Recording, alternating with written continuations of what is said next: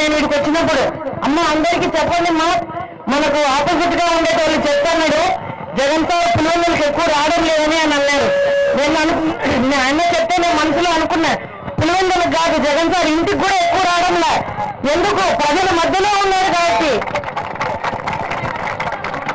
పులివెందులకే కాదు మా ఇంటికి కూడా రావడంలో ఎక్కువ జగన్ అన్న. ఎందుకంటే ప్రజల మధ్యలోనే ఉన్నాడు. 14 నెలలు పాదయాత్ర చేసినాడు.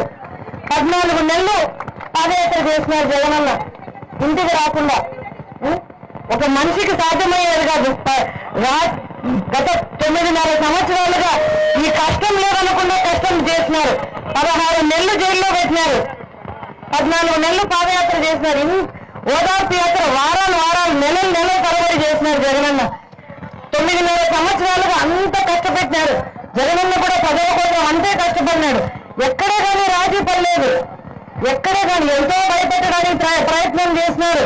నీకు అది చేస్తాం, నిన్ను మంత్రి సోనియా గాంధీ చెప్పినారు, నిన్ను మంత్రి చేస్తాం, ముఖ్యమంత్రిని చేస్తాం, ఇవన్నీ వద్దనుకున్నారు జగనన్న. ప్రజలే కావాలి, నేను ఇచ్చిన మాట కావాలని మాట కోసం ఎన్ని కష్టాలు పడినాడు. మనమంతా మన ఊళ్ళో మన ఊరు మనిషి జగనన్న.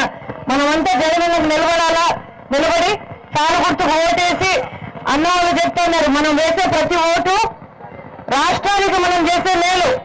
మన ఎమ్మెల్యే కోసం కాదు మనం చేసేది, రాష్ట్రంలో రావాల్సిన మార్పుకు మనం వేసే ఓటు మంది.